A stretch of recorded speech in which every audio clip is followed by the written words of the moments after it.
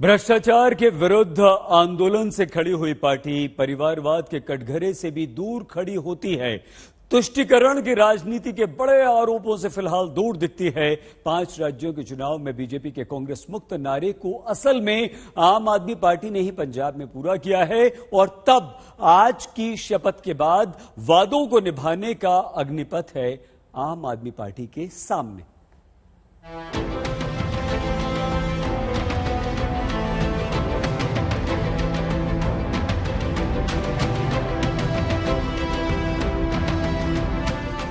पंजाब यानी खुशहाली और उन्नत खेती का राज्य,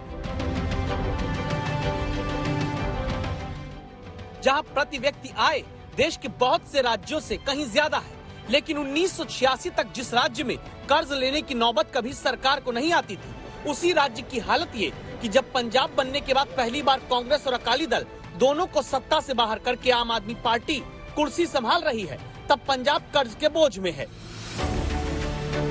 2017 में पंजाब पर 1,87,000 करोड़ रुपए का कर्ज था।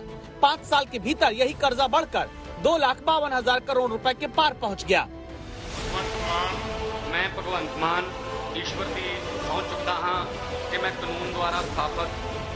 ऐसे में शपथ के बाद कुर्सी तो मुख्यमंत्री पद की भगवंत मान संभाल लेते हैं, लेकिन चंडीगढ़ में सचिवालय से जितनी ऊंचाई से बाकी लोग मुख्यमंत्री को देख रहे हैं, इतनी ही ऊंचाई पर अब जनता की उम्मीदें भी हैं।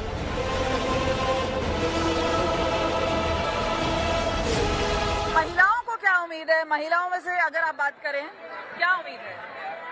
ਸਾਨੂੰ ਤਾਂ ਇਹੀ ਹੈ ਜੀ, ਪੰਜਾਬ ਇੱਕ ਨੰबर ਤੇ ਆਏਗਾ, नशा दूर होएगा, ਜਿਹੜੇ बेरोजगार बच्चे फिर रहे हैं, ठीक है, नौकरी बिना नौकरियां तो ये जो कहा था कि 1,000 रुपए मिलेंगे महिलाओं को, हाँ जी मिलणगे, सारी तो उम्मीद लाई हुई है अगले लेडीज को मिलेंगे। अगर सिर्फ मोटे मोटे वादे को देखें, पंजाब में 300 यूनिट फ्री बिजली का वादा पूरा करना है। दावा है कि इसके लिए 22,000 करोड़ रुपए की जरूरत पड़ेगी।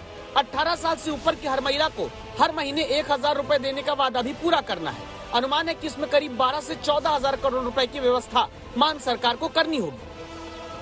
यानी सिर्फ 2 वादे निभाने में ही 36,000 करोड़ रुपए का बोझ सरकार के खजाने पर आएगा। बाकी शिक्षकों को पक्की नौकरी देने में भी खर्च होना ही है, तो कर्ज में डूबा राज्य ये पैसा कहां से लाएगा? अरविंद केजरीवाल इसका हिसाब पहले बता चुके हैं।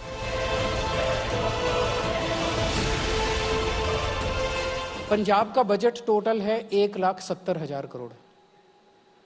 आपके हिसाब से कितना % करप्शन होता होगा? एक ठेका अगर दिया जाता है तो लोग कहते हैं 40% है, 50% है, सारा खा जाते हैं। मैं कहता हूँ 20% मान लो, तो 34,000 करोड़ रुपए का तो करप्शन ही हो गया। इस पैसे को बचा लेंगे जैसे दिल्ली में बचाया।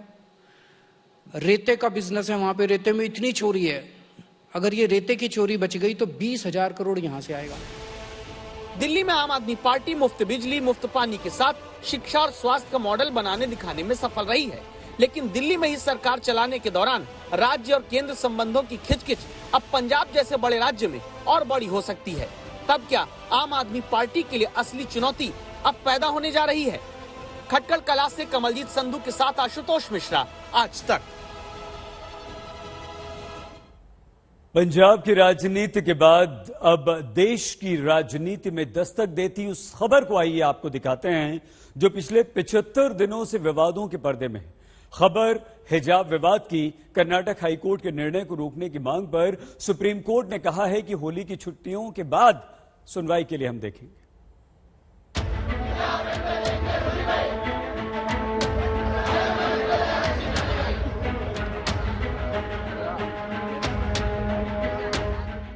कर्नाटक हाईकोर्ट ने जब हिजाब को लेकर साफ साफ कह दिया कि ये इस्लामिक आस्था में अनिवार्य धार्मिक प्रथा नहीं और कर्नाटक में सरकार का फैसला सही है, तो अब भी ये विवाद रुक नहीं रहा।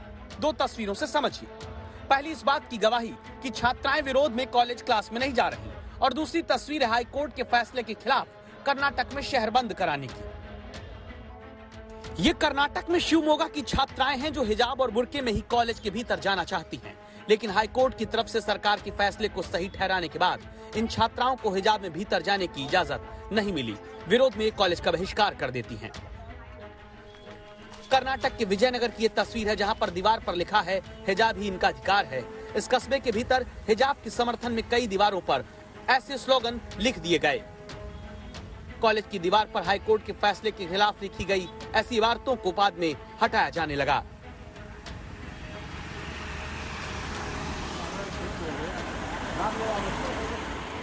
अब उडुपी की तस्वीरें देखिए। ये छात्रा स्कूल में हिजाब और बुर्का पहनकर ही दाखिल होती है, इन्हें कोई नहीं रोकता। थोड़ी देर में एक शिक्षक बात करते देखते हैं, फिर इस छात्रा को आगे जाने दिया जाता है।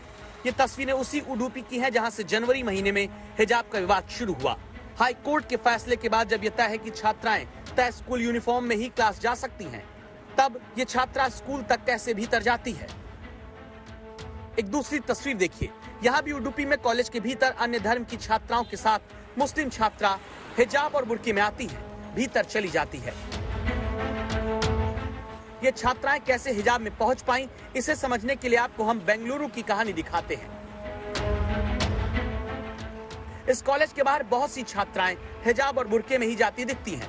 पहले इनसे सुनिए कि ये कैसे स्कूल के भीतर जा पा रही हैं। हमारे क्लास में है ना, तो ये दुपट्टा नहीं डालना, बस ऐसा डाल सकते हैं। बॉल पेन परमिशन दिया है जरे जना को, जिसको डिफिकल्ट होता है। जब ग्राउंड में आते हैं ना, तो वरनी निकालना पड़ेगा सिर पे से। यानी तमाम छात्राएं हिजाब या बुर्के में स्कूल कॉलेज तक तो आती हैं, लेकिन फिर भीतर हिजाब और बुर्के को हटाकर क्लास में तय यूनिफॉर्म के साथ शामिल होती हैं। तो क्या ये हाई कोर्ट के फैसले का पालन कर रही हैं? एग्जाम्स नियर बाय हैं तो कोई रिस्क नहीं ले सकते। हाँ, एग्जाम लिखेंगे, बट जो बॉयकॉट करना चाहते हैं, अब उनके पेरेंट्स पता नहीं क्या कह रहे हैं, वो भी उनकी भी क्या मजबूरी है। हम लोग को उनको भी सपोर्ट करना चाहिए। हम फाइट नहीं कर सकते तो शायद हम लोग उनको हिम्मत दे सकते हैं। बट आप तो पालन करेंगे अभी वर्डिक्ट जो आया है। हाँ, अभी जो वर्डिक्ट आया तो उसको फॉलो करना पड़ेगा ना। यानी कर्नाटक में अब छात्राएं या तो हिजाब पहनकर स्कूल तक आ रही हैं, या फिर भीतर तय यूनिफॉर्म में क्लास अटेंड करती हैं, या फिर इसी बात पर कायम रहती हैं कि बिना हिजाब वो शिक्षा हासिल नहीं करेंगी। जैसे हासन जिले में छात्राओं के एक वर्ग ने हिजाब पहनने से रोके जाने पर कॉलेज का बहिष्कार किया है। हिजाब को इस्लामिक आस्था में अनिवार्य प्रथा न मानने के हाई कोर्ट के फैसले के खिलाफ अब मुस्लिम संगठनों ने गुरुवार को कर्नाटक बंद का भी ऐलान किया। 17 मार्च 2022 पूरी रियासत कर्नाटक में मुकम्मल एक दिन के पुरअमन बंद का ऐलान हम करते हैं। हुकूमत को बावर कराया जाए कि हमारे इस मुल्क में मजहब पर अमल करते हुए तालीम हासिल करना मुमकिन है। इंसाफ पसंद बिरादरान वतन से भी इसमें शामिल होने की हम गुजारिश करते हैं। बुधवार को कर्नाटक के भटकल में ऐसे ही बंद कराया गया, जिसके पीछे पीएफआई संगठन रहा। अब यह विवाद सुप्रीम कोर्ट की दहलीज पर पहुंच चुका है, जहां सुनवाई होली की छुट्टियों के बाद होगी। दिल्ली से संजय शर्मा के साथ नागार्जुन, बेंगलुरु आज तक।